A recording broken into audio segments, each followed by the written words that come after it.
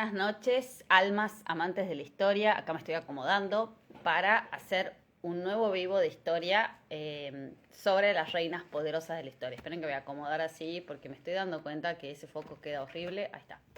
Vamos a poner acá Mercedes Colombres, periodista, aficionada a la historia amateur y a cargo este mes de marzo, que está terminando, de un ciclo que se llama Mujeres y Reinas Poderosas de la Historia, ¿no?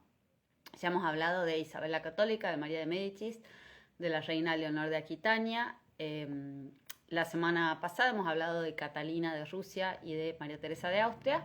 Y ahora el último capítulo de hoy se lo vamos a dedicar a dos reinas muy particulares, que son la reina Victoria, acá van a ver el libro dado vuelta, y la reina María de Rumania, su nieta, dos personajes extraordinarios con actuación en el siglo XIX y en el caso de María de Rumania en el XX. Antes de arrancar con las vidas de estas dos reinas extraordinarias, inspiradoras, muy iluminadas, les cuento que para abril voy a hacer todo el mes dedicado a la monarquía inglesa. Se llama, el ciclo se va a llamar Los Windsor, la familia que deja todo por el poder. Y básicamente voy a analizar los personajes característicos de esta familia y los hitos de esta familia, donde siempre las cuestiones de Estado se anteponen a las cuestiones de corazón, o la gran mayoría de las veces, ¿no? Exceptuando dos personajes muy famosos, muy mediáticos de la familia, que son el rey Eduardo VIII, abdicado en 1936, y el príncipe Harry, por supuesto, ¿no? Bueno, todo abril dedicado a esta dinastía que sacrifica hijos, matrimonio, amor y todo lo que sea necesario para conservarse manejando el poder en Inglaterra. Un poder acotado, pero poder al fin, ¿no? Desde hace 1200 años casi, sí, 1200 años. Bien, así que bueno, dicho, y de paso aprovecho y les cuento, ahora ya mismo vamos al video con la historia de la reina Victoria de Inglaterra, que les había prometido, y María de Rumania. Les cuento que estoy haciendo capacitaciones en redes sociales, cómo viralizar contenidos y también cómo hacer prensa. Si a alguno le interesa, en mi LinkedIn está toda la información. Así que bueno, empezamos ahora. ¿Quién es la reina Victoria? Digamos, básicamente la característica número uno de la reina Victoria de Inglaterra es que no estaba previsto que venga al mundo, no estaba previsto que herede un trono y no estaba previsto que dure más de 60 años gobernando. Toda la historia de Victoria es un desafío a la estadística y un desafío a los pronósticos, ¿no? Básicamente, ¿cuál es la situación? Victoria es nieta de Jorge III, un rey que estuvo mucho tiempo loco. Hay una película al respecto muy recomendable. Si ven Bridgerton, ahí pueden ver la locura del rey Jorge ficcionalizada. El rey Jorge es el marido de Charlotte, la reina negra. Bueno, básicamente Jorge III tenía muchos hijos, pero el hijo mayor estaba casado con una mujer que les disgustaba mucho, el divorcio no estaba permitido, estaba enamorado perdidamente de una católica, y con toda esta situación él termina teniendo una sola hija con su mujer legítima, una princesa, como no podía ser de otra manera, y después termina toda su vida haciendo la suya y nunca se preocupa por dejar una descendencia. ¿Qué pasa? Cuando la chica tiene 20 años, la princesa heredera de Inglaterra, Charlotte, se muere en el parto. Se muere en el parto porque en esa época los médicos tenían métodos muy poco convencionales para tratar a las embarazadas, por ejemplo, hacerle sangrías, y Charlotte llega al parto con muchas sangrías encima, muy debilitada, y se muere durante el alumbramiento del chico, que también nace muerto, ¿no? La princesa Carlota de Gales, hija de el futuro Jorge IV, el príncipe regente. ¿Qué pasa? La chica esta se muere, el padre no se había molestado en producir otros herederos legítimos. Recordemos que en las monarquías se da mucha importancia que el chico nazca, sobre todo después del siglo XVI-XVII, que el chico nazca de una alianza matrimonial legal entre la iglesia, entre príncipes de sangre y un montón de requisitos. No servía cualquier hijo con cualquier mujer, y menos el hijo con una plebeya. Jorge IV tenía una mujer princesa, pero no la detestaba, solamente pasaron una noche juntos y esa noche juntos nació Carlota. Conclusión, Carlota se muere en el parto, dejando un marido viudo, los hijos muertos y a Inglaterra sin heredero.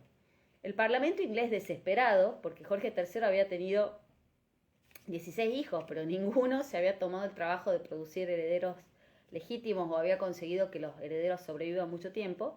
Había mucha mortalidad infantil.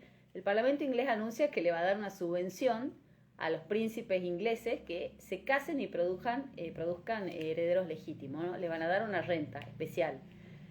Una especie de plan social para la realeza para que produzcan un heredero legítimo. Inglaterra había tenido muchas guerras de sucesión, muchas guerras civiles, había derramado mucha sangre, el Parlamento no quería saber nada. Estamos en más o menos 1820, ¿no? Entonces, salen todos los hermanos de Jorge IV a casarse desesperados. Pensemos, tenían 50 y pico de años, todos eran solterones, juerguistas, todos tenían amantes, actrices, modelos, bueno, esa clase de mujer que en la realeza no es muy bienvenida, por lo menos hasta hace poco no. Y salen todos los hermanos de Jorge IV desesperadísimos a casarse y a conseguir esposas fértiles que les provean de hijos, ¿no? Salen a buscar en general mujeres que ya son viudas y ya han tenido hijos para no perder tiempo con las estériles.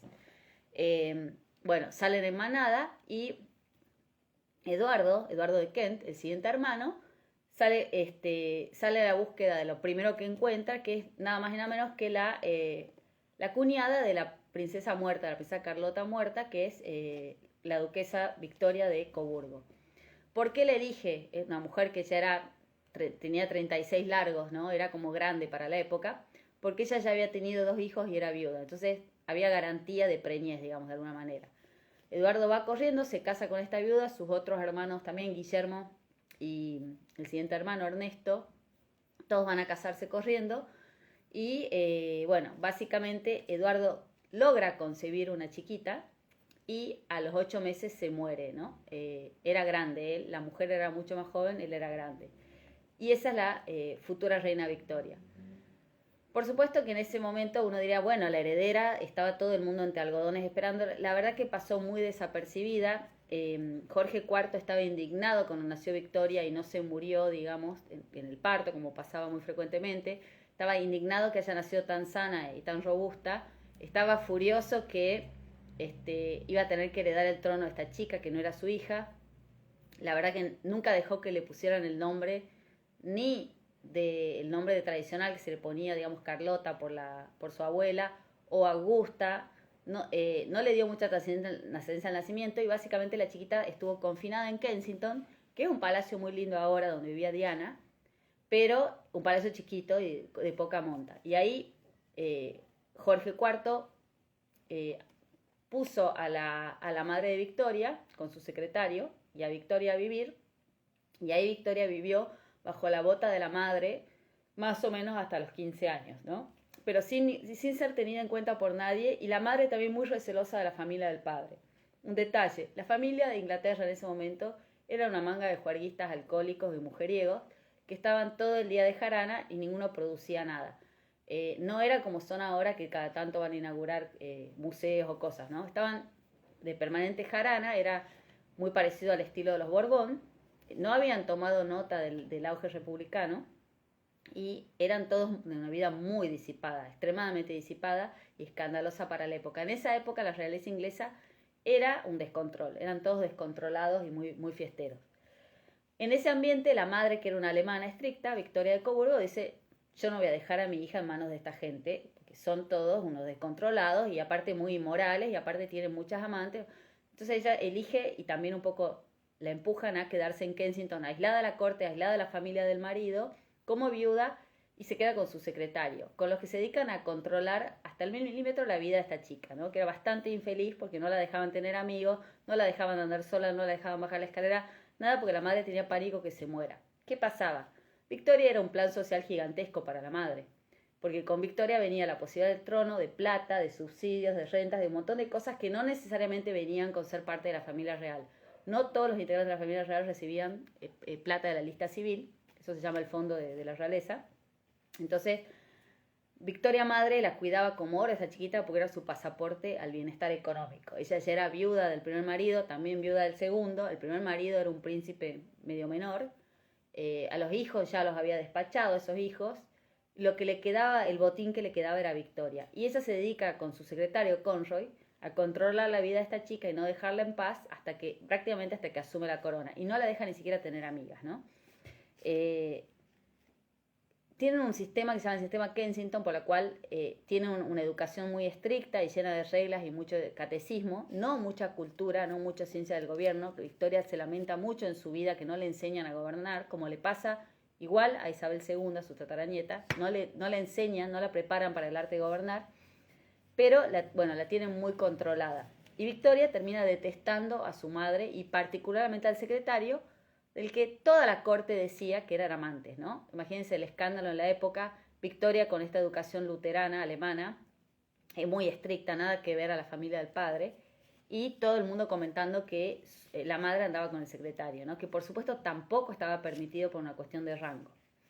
Victoria crece masticando mucho odio contra estas dos figuras, pero bueno, se traga el odio, y finalmente, cuando ella tiene 12, 13 años, se muere Jorge IV, su tío, el tío que estaba furioso que ella haya nacido, y pasa la corona a otro segundo tío, Guillermo. Guillermo había sido otro juerguista, otro aventurero, pero se había sentado cabeza, sus hijos ninguno había sobrevivido, y Guillermo sí la quería Victoria y la estimaba mucho, y la nombra heredera presunta, que es el título que se le daba entonces a la heredera mujer. Cuando era mujer, normalmente no se la llamaba princesa de Gales, sino se le decía heredera presunta. Esta legislación ha cambiado solamente hace muy poco tiempo, ¿no? Las mujeres no podían ser princesas de Gales. Bueno, 13, 14 años a Victoria la nombran heredera y su tío empieza a intentar acercarse a ella y que interactúe con la corte. A la madre no le convencía, pero no tenía mucho remedio. Y el tío declara, cuando la nombra heredera, que lo único que él soñaba en la vida era vivir más allá de los 18 años de Victoria, para que la desgraciada de la madre y el desgraciado del padre, y esto es más o menos lo que dice el textual, no tengan ningún control sobre la corona de Inglaterra, porque si él se moría y Victoria era menor de edad, la regencia iba a quedar en manos de los adultos cercanos, ¿no? La duquesa madre, Victoria, y Conroy, que era una persona muy poco querida en la corte.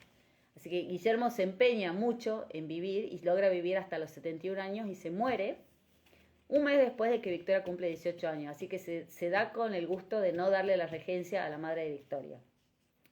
Así las cosas, Victoria, viviendo en esta casa muy sencilla, con muy poca plata y una existencia espartana, a los 18 años, al mes de cumplir 18 años, la despiertan a las 6 de la mañana, ella baja en camisón y le dicen que era la reina de Inglaterra. Y lo primero que hace, ella que había estado toda la vida bajo el zapato de la madre y controlada y sin la posibilidad de tener sus propios amigos y elegir ni siquiera con quién tomar el té, lo primero que hace es pedir que le den un cuarto a ella en el palacio, separado de la madre, lejos, un ala para ella y para sus doncellas, y prohíbe la presencia de Conroy, el secretario de la madre, delante de ella. Esto, por supuesto, genera una mega trifulca familiar. Conroy hace un escándalo, pero Victoria es la reina y no tiene nada más que acatar, no le queda otra que acatar.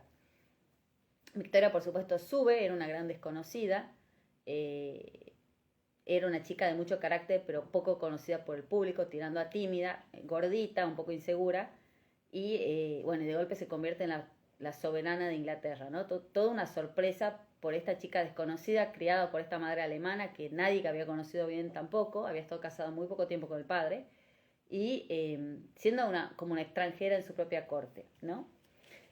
Cuando Victoria toma la corona, había un primer ministro asignado por el rey anterior, del partido Whig, era Melbourne, y Melbourne al principio se aprovecha un poco de la ignorancia y de la inocencia de Victoria y la manipula bastante, y le genera un asunto bastante feo que es la cuestión de las damas de compañía, ¿no? Cuando un ministro asumía, las damas de compañía, casadas con los integrantes del partido ganador de las elecciones, pasaban a integrar el cortejo de la reina, y cuando cambiaba el signo, cambiaban las damas y se ponían damas del partido correspondiente. Bueno, Melbourne manipulaba mucho a Victoria, ella todavía era soltera, y cuando él le toca cambiar el gobierno con los conservadores, Victoria se encapricha que no quería damas de los conservadores en su corte, y arma una crisis institucional mayúscula por influencia de Melbourne.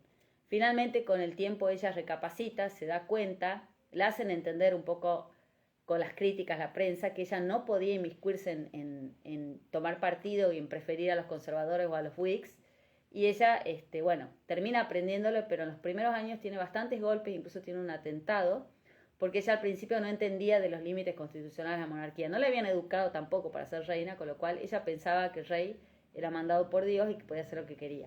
Finalmente lo aprende y finalmente también se casa con alguien que le ayuda mucho en ese aspecto. Pero bueno, siendo su juventud, es reina, hace una gira por toda Inglaterra, empieza a ver las condiciones espantosas en las que vivía la gente, la educación de las mujeres, empieza a tomar nota de muchas cosas.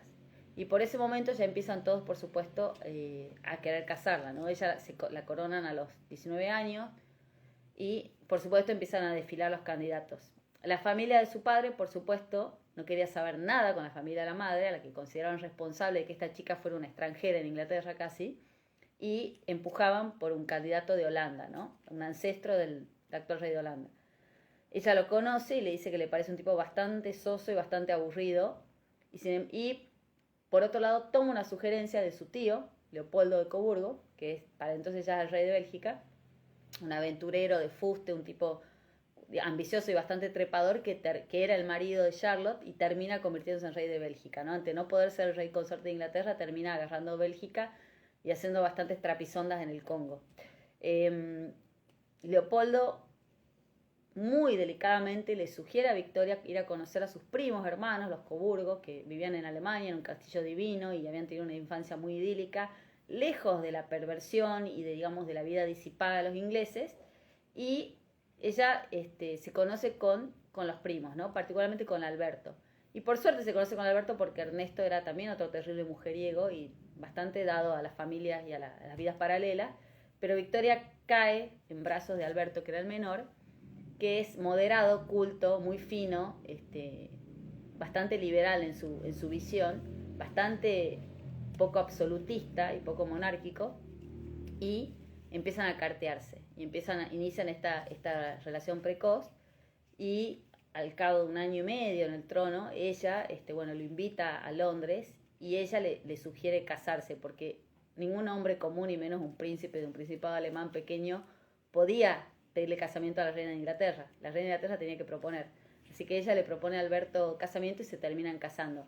Y esa es quizás la decisión que define el éxito de Victoria en su vida, porque hacen con Alberto un tándem muy bueno, gobiernan en conjunto. Él secunda todas sus acciones, la suplanta cuando ella tiene hijos, tiene muchos hijos muy seguidos, y le hace de complemento en muchas cuestiones de administración de la casa real, de la familia, también la aconseja respecto a los nuevos ministros que se van sucediendo. En fin, Alberto probablemente es la mejor elección que puede haber hecho Victoria en su vida en todos los aspectos, ¿no? El mejor aliado que tiene, una persona sensata, sin humos, que el boato de la monarquía no le impresionaba, y el que inventa muchas cosas buenas del reinado de Victoria. Pero voy a contar un detalle de color. Victoria inventa el vestido de novia, como lo conocemos, ¿no? El vestido de novia del ramo. Hasta Victoria, que ya era reina cuando se casa, las novias se ponían el vestido más lindo que tenían para ir a casarse. Blanco, amarillo, plateado, violeta. Victoria se pone por primera vez un vestido blanco completo con un velo de encaje inglés, y un ramo de flores, con flores de uno de sus palacios, ¿no? Inicia una tradición mundial y una tradición familiar. La tradición mundial es que desde ese día las novias nos vestimos todas de blanco por la reina Victoria. La segunda tradición es la del ramo con mirtos, que es una flor típica de ahí, que todas las novias de la familia usan desde ese día. Todas van a sacar flores de ese mismo árbol que la familia tiene en sus grounds, y los ramos de todas las novias de la familia, incluso las nueras o las familiares políticas, Meghan, todas tienen decoración, ramo decorado con las ramas de ese árbol que también alimentó el ramo de la reina Victoria en 1842, si no me confundo, ¿no? Bueno, una tradición, eso sí, una tradición que se respeta. Se casa con Alberto, y Alberto le trae orden y sosiego a su vida, y le trae también un complemento espectacular para administrar el Estado. Pero además Alberto, con sus ideales y con su formación alemana, le inventa algo más, mucho más importante. Antes de Alberto y de Victoria, los chicos de las familias reales se criaban en habitaciones y en alas separadas de los padres, no se veían, estaban en manos de institutrices, de gobernantes, de preceptores. No había una vida familiar en las monarquías. No existía, no era un valor vivir con los hijos, interactuar con los hijos.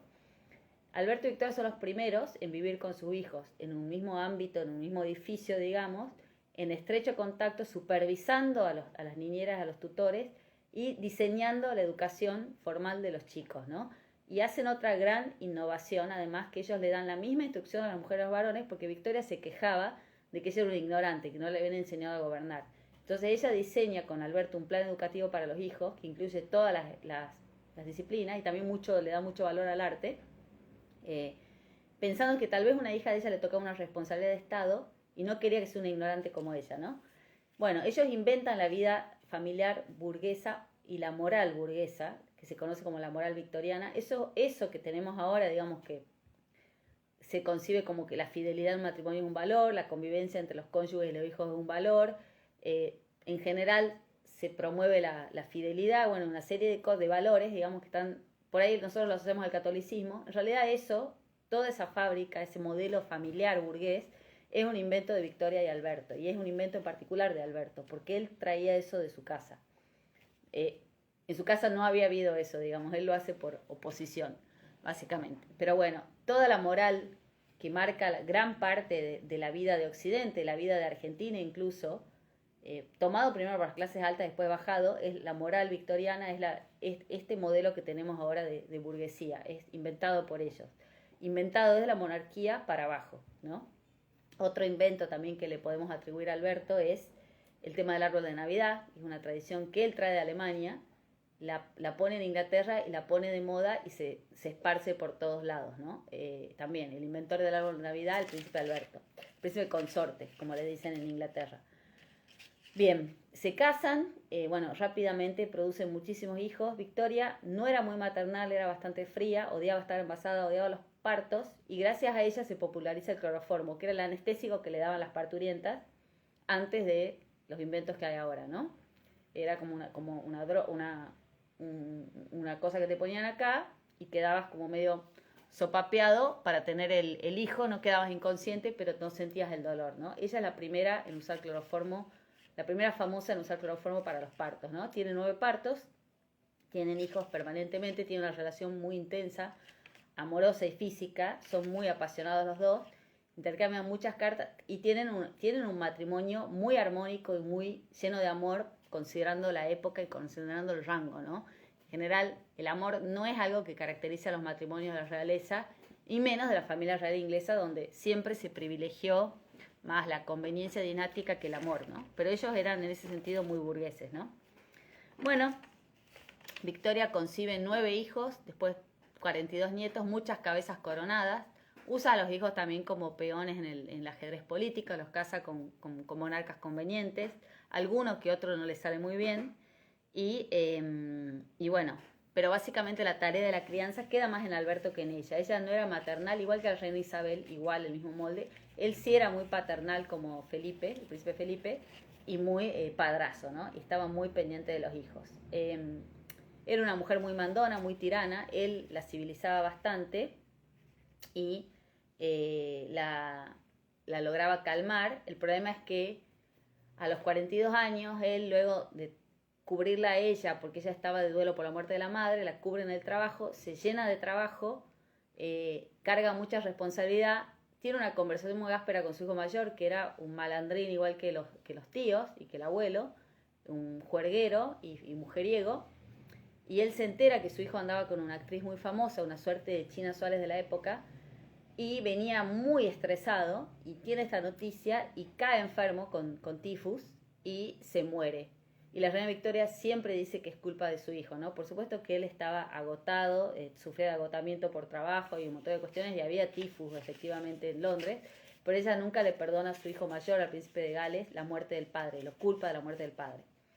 La muerte de Alberto, que había sido este compañero que le había ayudado a gobernar, a administrar la casa, a construir palacios, a organizar el hogar y a organizar la educación de los hijos tan eficientemente, la parte al medio de Victoria, se aísla totalmente del público y del gobierno por 6 años, no pisa Londres prácticamente por 6 años, se viste de negro desde ese día, colecciona recuerdos del marido durante toda su vida hasta los 81 años, queda viuda a los 41, hasta los 81 se la pasa honrando la memoria de Alberto y poniendo cuadros y fotos por todos lados, inaugurando monumentos. Bueno, en Londres, por ejemplo, el Albert Memorial es muy conocido.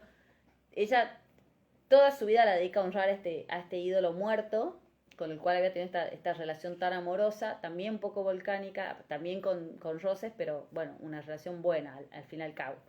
Y bueno, los primeros 6 años se encierra, ¿no? Y se viste de negro, no quiere hablar con nadie, se llena de fotos de él y hace, hasta el día que ella se muere, hace que hagan la cama de Alberto y le preparen la ropa y el agua para bañarse como si estuviera vivo. El cuarto de Alberto era como una especie de altar, ¿no? Un poco border la actitud, pero bueno, qué sé yo. El que es campeón que festeje como quiere, como dicen en Argentina. El que es rey que haga duelo como quiera. Después de todos estos años de aislamiento por la viudez, en la que se vuelve insoportable y su propia familia no la aguanta, empiezan a sonar los comentarios de, bueno, ¿para qué pagamos la monarquía si no trabaja, no? Incluso un transeúnte se anima a poner un cartel en el Palacio de Buckingham que dice, que en el centro de Londres, que dice casa vacía en alquiler, ¿no?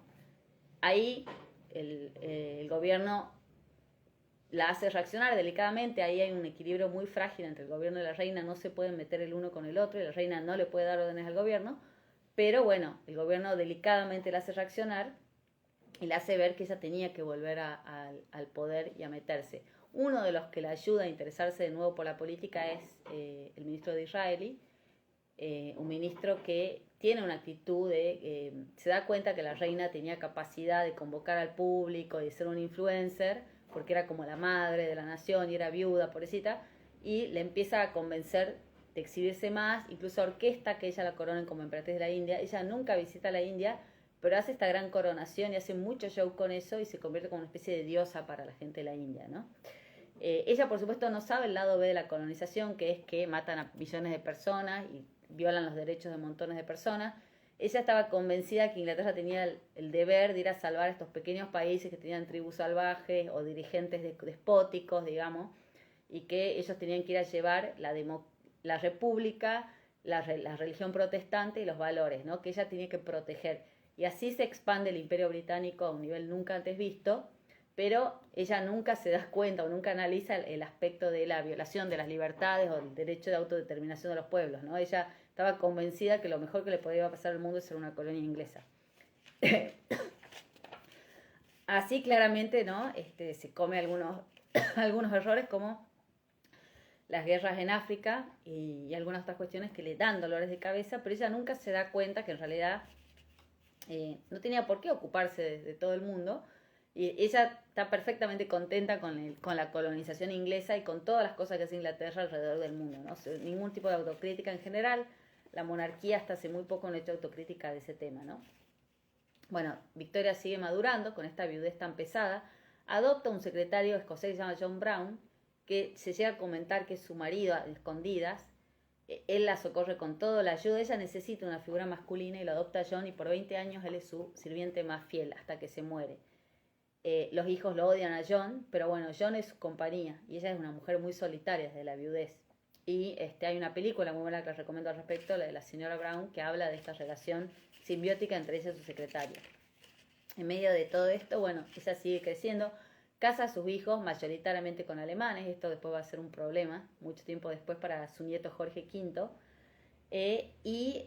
Empieza a tener muertes cercanas, ¿no? El primer shock, por supuesto, es ella a los 42, se muere la madre, se muere el marido. Ese es el primer golpe. Pero después pasan los años y se muere su hija querida Alicia, se muere de una epidemia que hay en su país natal, donde se muere un hijo y se muere ella. Tiene un montón de chiquitos que quedan huérfanos y ella empieza a supervisar la educación. Después muere su hijo hemofílico, Leopoldo. La hemofilia había surgido en la familia ya y es ella la culpable, es un ingrediente de mucha culpa para ella. Leopoldo se golpea y se muere de una hemorragia, dejando un bebé por nacer y una viuda. Y en 1900 finalmente muere Alfredo, que era su hijo favorito, el padre de María Rumania, que es el segundo personaje que vamos a hablar hoy. Y eso termina de ser un golpe para ella difícil de superar, ¿no?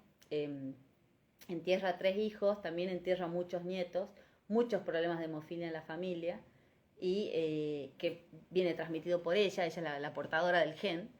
Entonces, bueno, se empiezan a acumular los golpes. Ella sí logra festejar el jubileo de 50 años, el jubileo de 60 años, y se vuelve en la vejez extremadamente popular, la consideran la mamá del pueblo, la abuelita del pueblo. Ella sí hace mucho uso de la propaganda y el show, digamos, para tener a los súbditos contentos, siempre empujada por los primeros ministros, digamos. Ella tiene cierta tendencia a retraerse y a deprimirse desde la muerte de Alberto, pero al final se da cuenta que tiene que hacer show y se presta. Y, de nuevo, interviene mucho en los casamientos de los hijos para generarles buenos aliados políticos, y en los nietos ni hablar. Casi todos los casamientos de sus nietos están fabricados por ella, pensando en los intereses dinásticos y no solo las cuestiones de corazón. Aunque ella sí deja que muchos de sus nietos se casen por amor, porque ella también se había podido casar por amor. Algunos de sus hijos también se casan por amor, no todos, pero en los nietos ella sí ayuda muchísimo en eso, ¿no? Bueno, de toda esta gran multitud de hijos y nietos, sale uno que ella dice es bastante torpe, no tiene nada de corazón, no tiene nada de tacto y su entendimiento es bastante nulo. Y está hablando de Guillermo II, el Kaiser de Alemania, su nieto mayor, a que ella le parecía bastante, en fin. Y es la persona que después lleva a Inglaterra a la guerra mundial, ¿no? Bueno, Guillermo era nieto de ella no lo bancaba, no lo toleraba. Ella era bastante liberal, su hija era mucho más liberal, y sin embargo a Guillermo le sale conservador, autoritario y tiránico, y ninguna de las dos lo puede ni ver, ¿no? Ni Victoria ni la madre. La madre sería la reina Victoria, y la hija de Victoria, que se llama Victoria también, es la madre de Guillermo II, ¿no? La emperatriz Victoria de Alemania. Victoria, como les decía, interviene mucho en la crianza de, mejor dicho, en los casamientos, en la vida matrimonial de los hijos y de los nietos, se mete muchísimo, también logra ver varios bisnietos, y sus diversas reuniones familiares, que ella siempre generaba que se junten todos, iban generando también oportunidades de casamiento para todos sus descendientes, ¿no? Era siempre en los eventos que ella organizaba se producían nuevas alianzas y nuevas conexiones, aún con gente que no era de la familia, aunque ella sí empujaba a sus nietos que se casen entre sí. Ella a los 65 había tenido un accidente, se había caído y había estado como medio paralítica un año. Después logra levantarse, pero ese accidente le deja secuelas. Y cerca de los 80 se empieza a notar, ¿no? Ya ella a su jubileo el último jubileo al que va, sería del año 98, sí, del 98, ella ya va en carruaje, va a la misa, al festejo, va en carruaje, se queda afuera, no baja a la catedral, porque ya está con bastantes problemas. Y en 1900 empieza a tener más problemas de movilidad, igual que su tataranieta, la reina Isabel, problemas de movilidad, achaques. Ella se había refugiado mucho en la comida al quedar viuda. Obviamente tenía problemas para desplazarse, problemas en las piernas, y el último año que ella ve, ella logra pasar de siglo, va a las vacaciones de Navidad a su residencia, como siempre, se empieza a sentir mal, se empieza a sentir débil, y súbitamente se muere en enero de 1901. O sea, logra ver el nuevo siglo, pero ahí nomás se muere con 81 años, una expectativa de vida bastante larga, supera en reinado y en edad a casi todos sus antepasados, supera en largo de reinado a todos. La única que la superó a ella fue Isabel, que en 2007 le ganó y se convirtió en la reina más larga de la historia, ¿no? La reina con el reinado más extenso. Y básicamente, Victoria se muere dejando este legado, digamos, de un imperio colonial, un modelo de moral y un modelo de vida familiar muy sólido, la moral victoriana, la moral burguesa. Sus hijos después no continúan del todo eso, pero sus nietos sí. Impone, digamos, todo un modelo de crianza de familia. Le da algo de tolerancia religiosa a sus súbditos y también algunos derechos. No el derecho a la mujer a votar, eso ella estaba en contra, pero en otras cosas sí logra muchas libertades y muchos beneficios. Y por supuesto promueve un desarrollo de las artes y de la ciencia muy de la mano de Alberto, muy importante, ¿no? Ella hace la primera exposición universal para mostrar los adelantos del mundo, y eso lo hace Alberto, ¿no? El cerebro de Alberto, que es muy parecido al príncipe Felipe de la reina Isabel, ¿no? Dos tipos como muy progresivos, muy adelantados para la época y muy interesados en la ciencia, ¿no? Así que bueno, esa es la vida de la reina Victoria, básicamente una monarca que ha marcado toda la formación, digamos, de Inglaterra como potencia, sus reinados, la época de Inglaterra potencia, claramente, de expansión, de prosperidad, de riqueza con la revolución industrial, también un poco el imperio cultural y también la instalación de ciertas costumbres muy pequeñas, digamos, vinculadas a la vida familiar, bueno, la vida en familia, la fidelidad, la religión, digamos, también. Ella era mucho más creyente que sus antepasados y mucho más dedicada en ese sentido. El vestido de novia, los ramos de las novias y el árbol de Navidad, ¿no? Otro gran legado de la reina Victoria, o más bien del príncipe Alberto. En Londres pueden ver muchísimo de ella. El Museo Victoria de Alberto tiene cosas de ella. Pueden visitar el Palacio de Kensington, que es de donde ella se ha criado. Había exposiciones sobre ella, había mucho material de ella. Y también Balmoral es su otra residencia favorita en Escocia, se lo súper recomiendo, en medio de las Highlands, un lugar espectacular. Y esa también era su casa muy querida, ¿no? En la isla de Wight también hay, muy cerca de Londres, hay también parte de su casa de vacaciones, pero lo más espectacular sin dudas es Balmoral. Ella vivió toda la vida en Buckingham, en los mismos cuartos que se pueden visitar, pero el Palacio de Buckingham tiene como más, el Palacio de Balmoral en Escocia tiene como mucho más onda y tiene mucho más presencia de ella, si tienen chance de visitarlo, ¿no? Por supuesto. Y ahora vamos a pasar a la nieta de la reina Victoria. La reina Victoria tiene 42. De esas 42, 6 fueron reinas coronadas. No heredadas de ella, por supuesto, eran consortes. Pero hay una en particular que parece heredar la fortaleza de ella, la determinación y esa voluntad de llevar adelante un modelo y comerse el mundo y ir por todo, ¿no?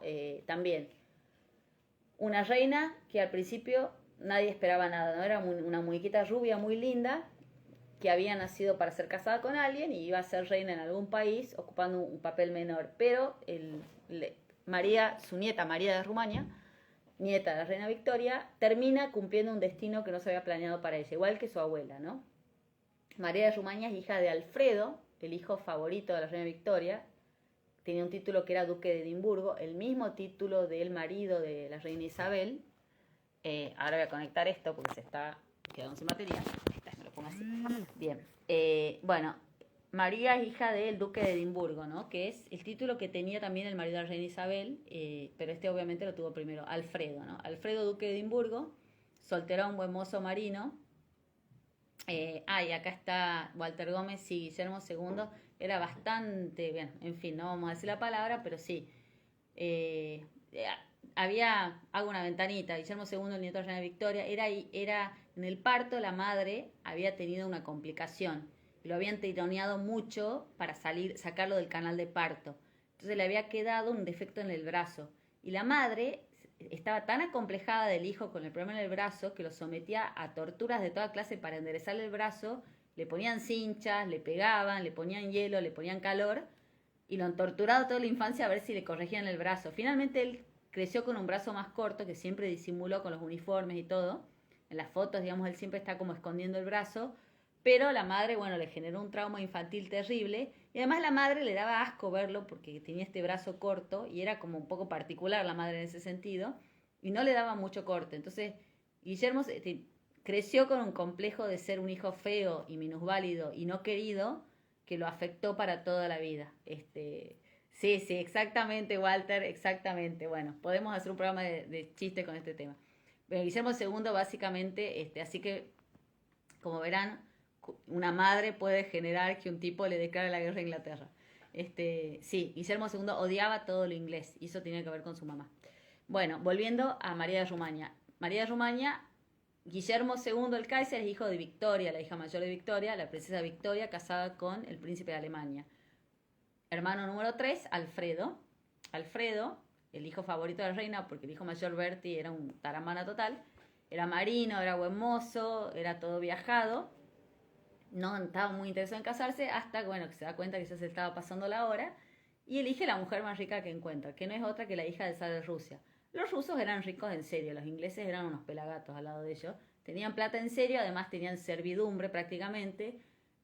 tenían miles de esclavos y miles de sirvientes, digamos, los sirvientes no eran esclavos ya, pero pagaban, o sea, cobraban poco, digamos. Rusia era una cosa espantosa y claro, había muchísima diferencia entre la clase alta y la clase baja, ¿no? Aunque nosotros los liberales no nos gusta el tema de la desigualdad, pero la verdad que en Rusia los ricos y la nobleza la pasaban bomba y los pobres la pasaban muy mal, pero muy mal. Claro, los Romanov, la familia rusa, habían acumulado mucha plata por muchas cuestiones, una de ellas mucho tiempo de esclavitud, muy abolida muy hace poco. Entonces, la hija del zar de Rusia era una de las mujeres más ricas de Europa. Y Alfredo va pensando, como es hijo segundón y no va a tener muchos ingresos, a engancharse a una mujer rica. Y se casa con la hija del zar de Rusia, María, que era gordita, poco agraciada y poco simpática, pero era riquísima. Entonces, bueno, Alfredo, el hijo de la reina de Inglaterra, se casa con la hija del zar Alejandro II de Rusia, ¿no? Todo un personaje Alejandro de Rusia. Y todos decimos, bueno, con este casamiento power, va a ser una cosa espectacular. Angelina y Brad, buenísimo. No, la verdad que el casamiento es un desastre. No tienen nunca una buena relación. Producen montones de hijos, pero son bastante disfuncionales. No tienen nada que ver. María era muy culta, era muy viajada, era muy sensible. A Alfredo le gustaba andar en el mar y tomar, con lo cual ese matrimonio no tiene nada en común, pero María sí logra educar a sus hijas muy bien con inquietudes intelectuales y les enseña a ser princesas educadas, o sea, hace una linda tarea con las hijas, ¿no? Bueno, la hija mayor de ese matrimonio, María de Rumania, la protagonista del cuento, ¿no? Está la autobiografía de ella. Este libro ha sido como si fuera bestseller por años cuando ha salido. Bien, la reina María nace hija de un hijo segundón, la reina de Inglaterra, nieta de zar de Rusia, un montón de pedigrí, pero un papel medio segundón, ¿no? Y en un momento, el padre, que era duque de Edimburgo, lo mandan a Alemania porque hereda un ducado ahí. Ella tiene una vida muy feliz, todo, pero bueno. Tiene muchos hermanos, muy linda, una de las nietas más lindas de la reina. Por supuesto, empieza a calar en el mercado matrimonial a los 14, 15 años, que era cuando las mujeres ya entraban en el mercado. Y el primero que le pone el ojo es Jorge V de Inglaterra, el futuro Jorge V de Inglaterra. ¿Qué pasa? Jorge V era marino, Alfredo era marino, y Alfredo estaba estacionado en Malta, donde también va a estar estacionado después el marido de la reina Isabel, ¿no? Vivían en Malta, en la isla de Malta, donde había una base militar inglesa, una base naval. Y por visitarlos ahí, Jorge se enamora de María, que era realmente lindísima, ¿no? Si buscan en Google las fotos, unos ojos espectaculares, color zafiro, una cara divina, una nariz divina, era una muñeca.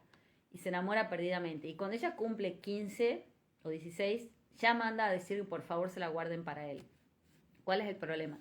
La madre de María, la gran duquesa rusa, odiaba a los ingleses, odiaba a la reina Victoria, le parecía que eran todos unos brutos, que lo único que le importaban los caballos y los deportes, que eran poco sofisticados, y de ninguna manera quería dejar a su hija más linda en manos de esta horda, porque ella parece era una horda.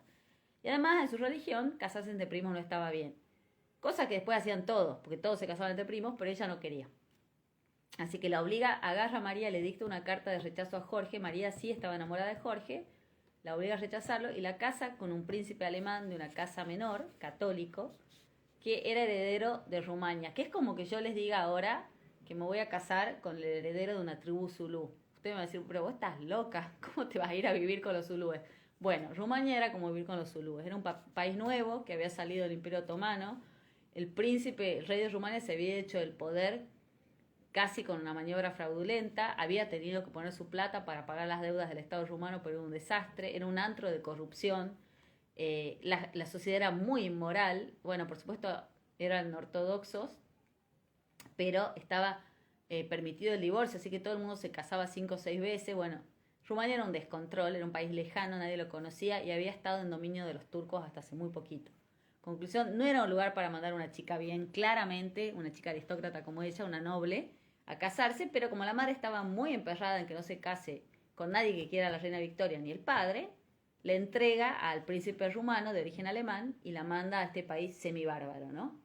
María no quería a Fernando, Fernando estaba enamorada de otra, el país era un misterio para todo el mundo, nadie sabía lo que era, la mandaban como a tierra adentro y se comentaba incluso en Carta de las Altas, qué horror que a la hija más linda de María y Alfredo la casen con el príncipe de Rumania, ¿no? Y signos de interrogación como diciendo, ¿qué es Rumania? ¿De dónde salió ese país, no? Mucho desprecio entre esta gente de élite por este país nuevo. Bueno, a María la casan a los 17 años con este hombre de 26 que no conoce, la casan en Alemania, la mandan a Rumania, así le empaquetan la ropa y la mandan a vivir en la casa con su nuevo marido y con el tío viejo y la tía. La tía estaba loca, el tío lo único que hacía era trabajar y por ende ella llega y le dicen que tenía un día de miel, ¿no? No una luna de miel, le dan un día de miel y la pobrecita se tiene que enterrar en las tareas administrativas, ¿no? Pobre María, la verdad que un comienzo muy poco auspicioso. Ella era monísima, era muy atractiva y era una princesa inglesa, era considerada toda una beldad y además una super paqueta de la época, pero la mandan más o menos a un pueblo, ¿no? A la pobre María. Pero ella siempre se las termina arreglando bien. Ahora, al principio, ¿qué pasa? A la pobre María no le habían explicado qué pasaba entre un hombre y una mujer y por qué tenían hijos. Así que la pobre María se entera estando embarazada de 4 meses, cómo venían los bebés al mundo, y tiene un shock impresionante, porque nadie la había preparado ni para la luna de miel, ni para lo que pasa, ni menos para un embarazo, ¿no? Y se pasa su primer embarazo bastante deprimida. Bueno, rápidamente María produce todos los hijos que demandaban que tenga, cumple en ese sentido. Él seguía teniendo amantes por todos lados. En algún momento ella tiene escarceos y genera chismes. Se comenta de hijos de ella que no son hijos de él, del príncipe Fernando. Él nunca se hace cargo de eso, siempre bien, él también tiene su vida paralela y finalmente terminan siendo un matrimonio político exitoso, aunque no un matrimonio que se ame en realidad, ¿no? Él estaba enamorado de otra mujer cuando la casan con ella y él siempre lo dijo, todo el mundo sabía y bueno, ella la mandaron al matadero. Pero bueno, ¿cuál es la situación de María, no? María era la princesa de la corona, un papel menor, un poco decorativo, ella era así, se termina enamorando del país y visitando los campesinos y enamorándose de la cultura. Es un país espectacular, Rumania tiene una cultura folclórica espectacular y ella se engancha mucho con eso y también se empieza a escribir cuentos sobre las tradiciones rumanas y empieza a interesarse por difundir la cultura local, ¿no? Empieza a ser como de propagandista. Hasta entonces ella, la princesa heredera, así como en un rincón, no la dejaban participar mucho. Hacia 1910 estallan a partir de 1910 estallan dos guerras muy importantes para su país, las guerras balcánicas 1 y la Primera Guerra Mundial 2, y ahí ella empieza a sacar la cabeza. ¿Qué es lo primero que hace, no? Nieta de la reina Victoria, sobrina de todas sus tías que habían sido grandes promotoras de la enfermería profesional. Su tía Alicia había sido la aliada número 1 de Florence Nightingale, la fundadora de la enfermería profesional, muy progressive en ese sentido, las hijas de la reina Victoria. Y María, como buena nieta de la reina Victoria, lo primero que hace es organizar el servicio de Cruz Roja y de hospitales, ¿no? Organiza toda la ayuda, toda la atención hospitalaria, le pone un toque inglés, le pone orden, le pone método, empieza a dirigir a todo el mundo y sobre todo se vuelve muy eficaz consiguiendo donaciones, porque después de todo es sobrina del rey de Inglaterra, ¿no? Una princesa inglesa. Tiene todos los contactos, es prima de todo el mundo y empieza a conseguir donaciones de medicamentos y insumos para su país en la guerra y organizar el sistema de hospitales. Hasta hoy el sistema de hospitales de Rumania se llama Regina María por ella, ¿no? Hasta hoy se la reconoce como la gran artífice del sistema de bienestar alemán, perdón, rumano. Bueno, en 1913, con la Primera Guerra Balcánica, ella acababa de enterrar un hijo, pero ella sale y empieza a visitar soldados, trincheras, va a los hospitales, les consigue cigarrillos a los soldados, chocolate, se ocupa de la provisión, organiza convoys, bueno, se mete de lleno en la organización de la parte sanitaria desde un punto de vista casi militar, ¿no? Y ella también se involucra mucho, o sea, interactúa con los soldados, con los generales para ver las necesidades del ejército.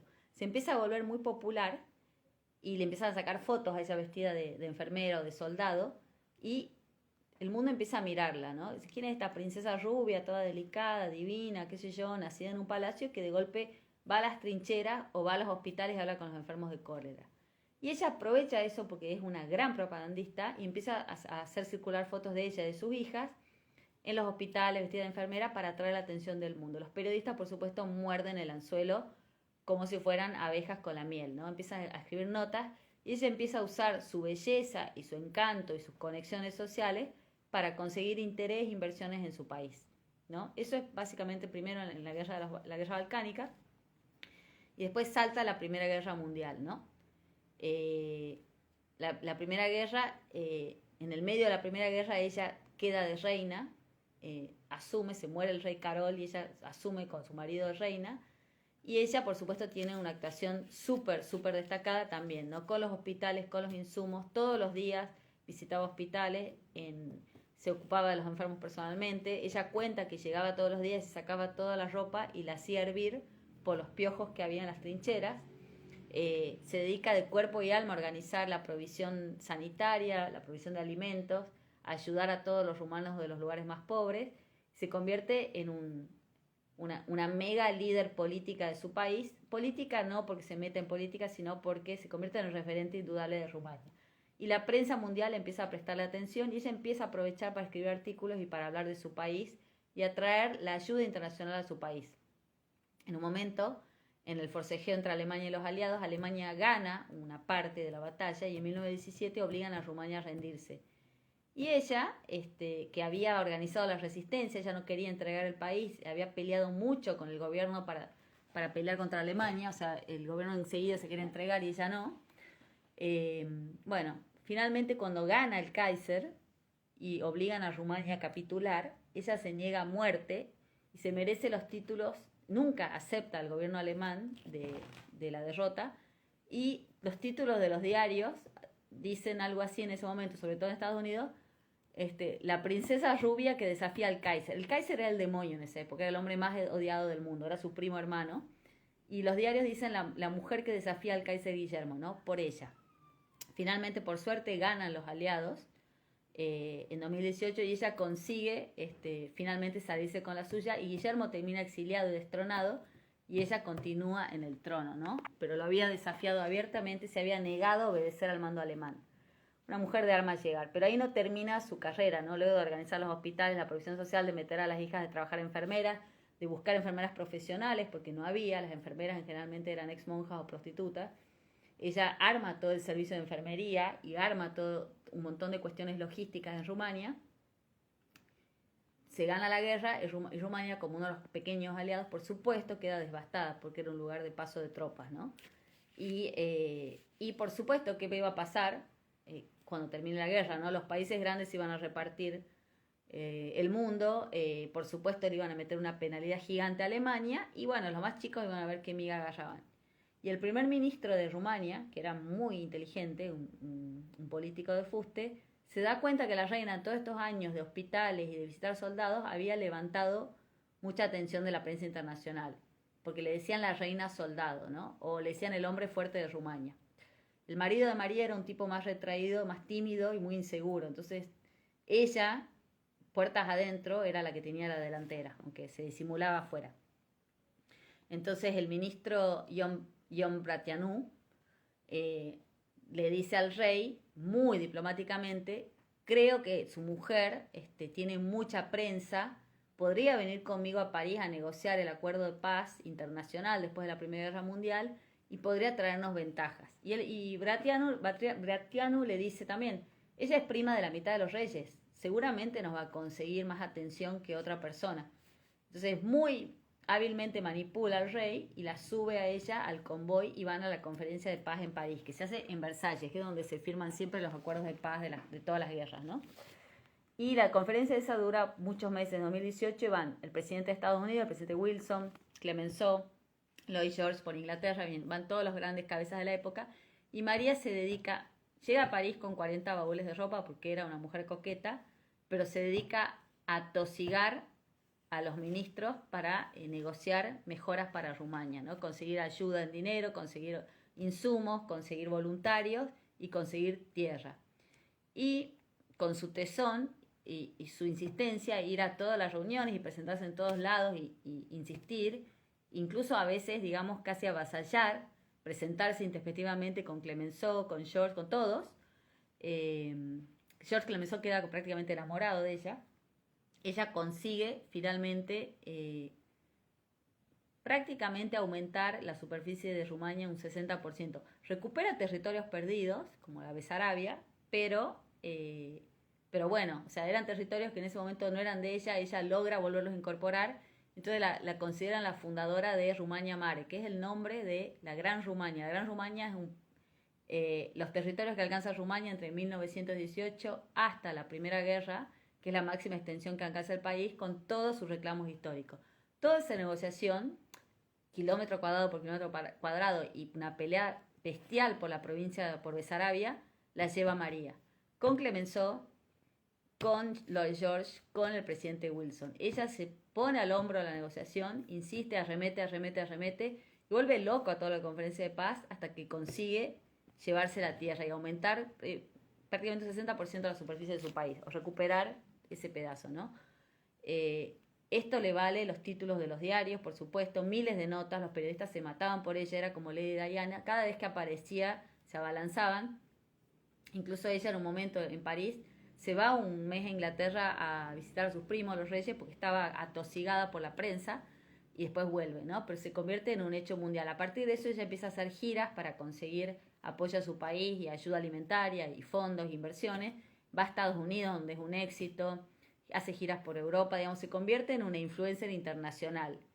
Y ahí ella decide, en ese momento, con toda esta riqueza, con toda esta experiencia que tiene, de reina soldado, de reina filántropa, de organizadora de hospitales, de negociadora de paz, la única mujer en la conferencia de paz con poder, ella se decide a ir por otro galón más, ¿no? Y escribe la historia de su vida, que no es esta es la continuación, es la parte 2, se llama Story of My Life, y ese libro le granjea ser nombrada, debe ser probablemente la única, princesa, miembro de la Academia Francesa, ¿no? La reina María es aceptada en la Academia Francesa por su biografía, donde cuenta descarnadamente la vida en la corte, como reina, todo lo que le pasa cuando se le muere el hijo, y en su momento la comparan con Mark Twain, ¿no? El nivel de calidad intelectual. Lamentablemente hoy ya está pasada de moda como muchos escritores valiosos, pero en su momento ella fue una influencer literaria, no solamente política, de carácter mundial.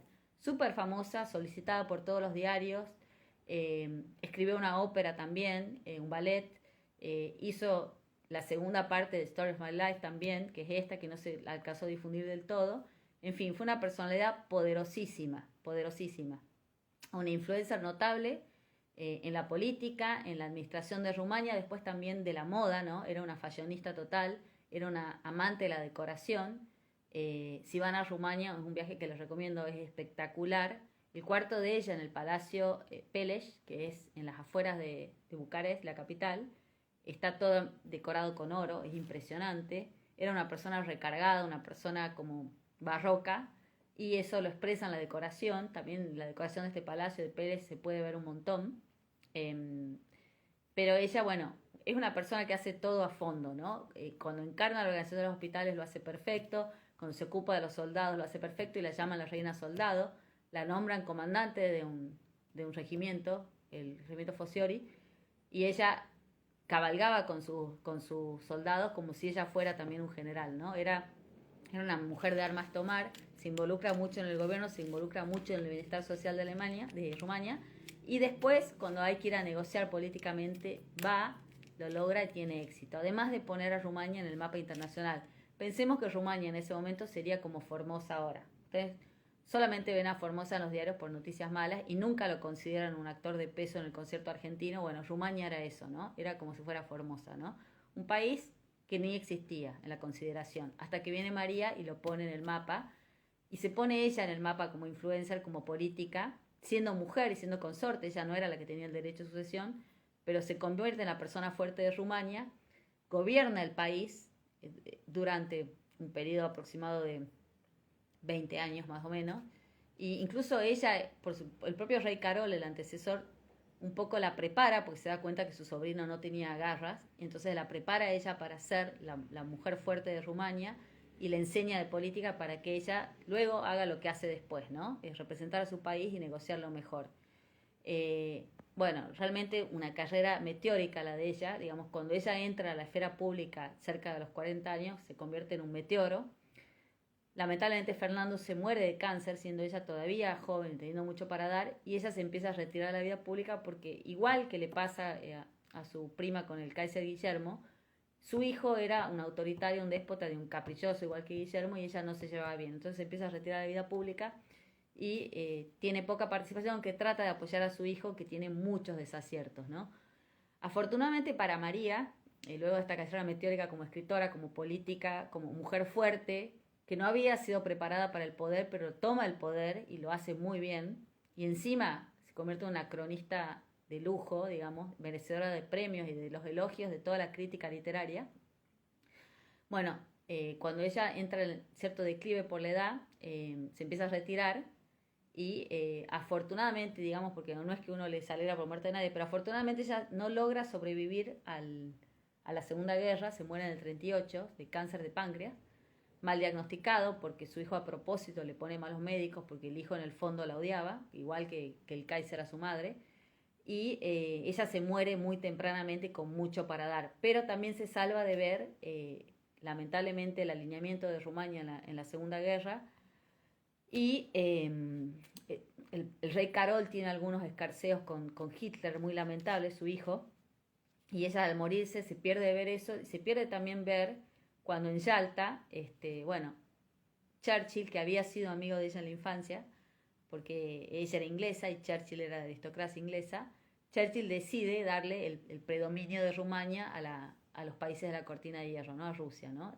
Churchill entrega el pastel rumano a Rusia y bueno, Rumania queda bajo la bota de los comunistas y termina finalmente con la dictadura de Ceausescu, ¿no? Todo episodios muy lamentables que hacen desaparecer de nuevo a Rumania del concierto internacional y de los países que gravitaban, ¿no? Todo el legado de María Seborra, su carrera literaria, todo eso queda sepultado por la cortina de hierro. Recién se empieza a rescatar hace relativamente poco, ¿no? La historia de ella, incluso hay una película en HBO que los que no están en Argentina la pueden ver, en Argentina no se puede ver, pero sí en HBO de otros países está, Medio Rumania, cuenta toda la negociación de la conferencia de paz, que yo la cuento así rápido y divertido. Ella le cuesta muchísimo trabajo negociar por Rumania porque era mujer, ni siquiera era reina por derecho propio y era todo un mundo de varones, ¿no? Pero ella lo logra con tesón y usando con picardía su belleza, su glamour y sus parentescos, sobre todo. Así que bueno, María de Rumania, impresionante la vida. Si pueden ir a Rumania, la verdad, si tienen la suerte de poder ir a Europa, que está muy difícil, Rumania es un país que no es caro, es muy fácil de recorrer, tiene un sistema de trenes espectaculares, inaugurado en el reinado del suegro de María, y los castillos de ellos están impecables, la verdad que el comunismo hay que reconocer eso, probablemente porque abren a cualquier hora y funcionan pésimo las cosas, pero bueno, los castillos están intactos, se pueden visitar, el castillo, que le dicen el castillo de Drácula, en realidad es la casa de ella, el Bran Castle, el castillo de Bran, también en Transilvania, muy cercano a la capital, y la verdad que es un país bellísimo y uno entiende por qué ella se enamora del país y escribe las maravillas que escribe, ¿no? Una mezcla de paisaje, de naturaleza, de arquitectura europea y de la herencia también ortodoxa, ¿no? Una mezcla muy interesante, ¿no? Porque está justo en el borde del Imperio de Occidente y el Imperio de Oriente, entonces tiene la mezcla de las dos cosas. Súper recomendado, y la herencia de María está bastante presente todavía ahí. Para empezar, los hospitales, que se llaman todos Regina María. No se pierdan, hay algunos videos en Google, en YouTube de ella, en inglés. Hay algunas filmaciones de British Pathé sobre ella, hablando en francés. Era muy mediática, muy conocida, salía mucho en los diarios. Y la película esta de HBO dicen que es espectacular. Yo lamentablemente al estar en Argentina no la he podido ver, pero tengo muchos conocidos afuera que la han visto. Se lanzó en el 2018 y la promocionaron bastante en la pandemia, pero lamentablemente no la bajaron nunca al catálogo argentino.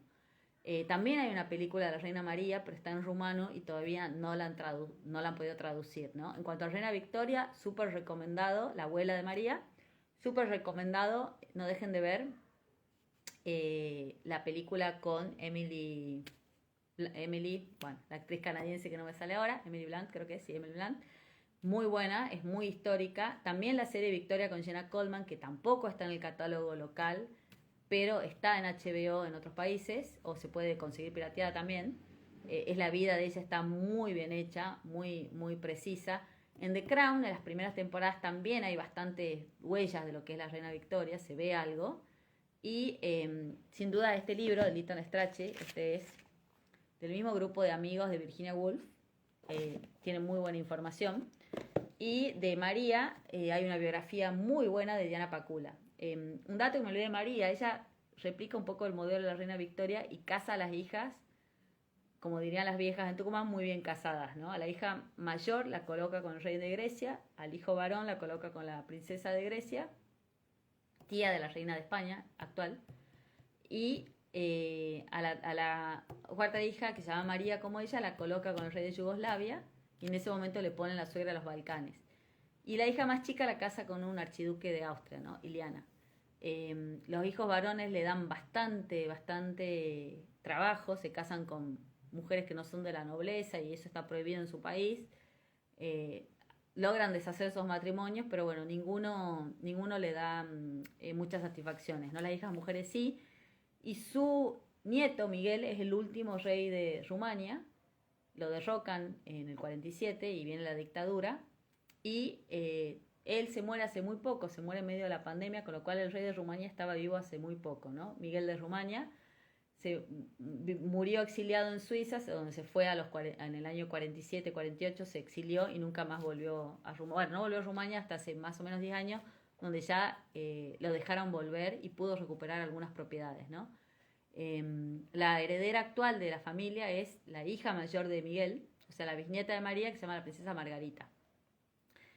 Bueno, eso es toda la vida. Les súper recomiendo que busquen información de estas dos mujeres, son increíbles, particularmente María de Rumania, es una figura apasionante y no veo las horas que pongan esa película a disposición nuestra en Argentina, porque realmente imaginarse una mujer ir a negociar con todos esos hombres en 1918 y llevarse un cuarto de país de más, o un tercio más de país, debe haber sido una proeza admirable, ¿no? Eso está muy bien contado en la biografía de ella, la pueden conseguir en Mercado Libre. Story of My Life o La historia de mi vida, María de Rumania. Fíjense, figura, está accesible y usada se consigue. Así que bueno, muchas gracias por acompañarme y la semana que viene ya los espero con Desnudando la biografía de los Windsor, esta familia que deja todo, sacrifica a los hijos, sacrifica el amor, los maridos y todo lo que haga falta para quedarse con el poder y la manija, ¿no? La familia más ambiciosa de la historia probablemente. Así que bueno, la semana que viene vemos los Windsor y de paso hablamos de la coronación de Carlos. Muchas gracias por acompañarme.